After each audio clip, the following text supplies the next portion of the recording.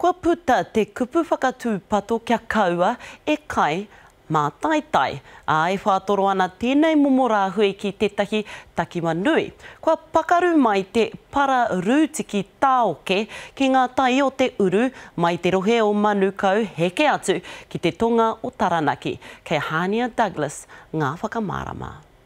Kua roa a Donovan Busby e kohi ana i ngā hua o Tangaroa hei whāngai i tōna whānau, me kore noa e mauru ake te ngau o te pūkoro. We eat kai moana regularly, so almost every week, so probably spending almost every weekend out here, collecting kai moana from kinners through to crayfish, and it takes a lot of pressure off having to buy food.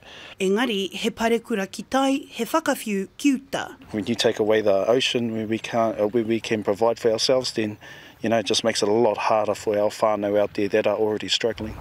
Hei tā te manatū a humatua, tērā he ngārara kua uru mai ki te whakararu i te whānau Busby me te hunga kohi mā taitai. The toxin is caused by a phytoplankton. It's a little plant that floats around in the ocean. A good analogy is on land, some plants are poisonous, and so some of those wee plants out in the sea are poisonous, and when they dominate the population, that's where they become the main feed source for the filter-feeding shellfish. Hei tā Busby, me titiro pea tātou ki te oraonga wai o Aotearoa e kia nei he wai ora. We're supposed to have pristine waters around New Zealand, and the fact that we're having the likes of the algae bloom and PSP and all these other toxins that are in the water makes you think and makes you question, what is actually happening. Tērā hoki te whakatūpatoa ki te iwi whānui, kia kaua e toitoi o kewa. I nā hoki, kei noho ko aitua hei utu i te maia.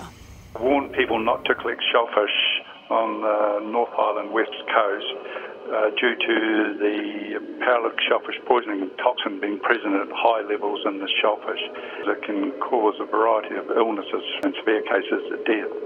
But at lower levels, people get numbness, tingling, loss of their face extremities, dizziness, headaches, vomiting, nausea, diarrhea, those type of symptoms. You do have whānau out there go, I got iron guts, I can eat the kai moana and it won't affect me, but just to be on the safe side. Nā reira, mena koutou e hia kai ana ki ngā hua o Tangaroa, kimi hia ake he tāhuna haumaru, tāria rānei te hikinga o te rāhui i runga i ngā wai o te tai hauauru o te ika Maui.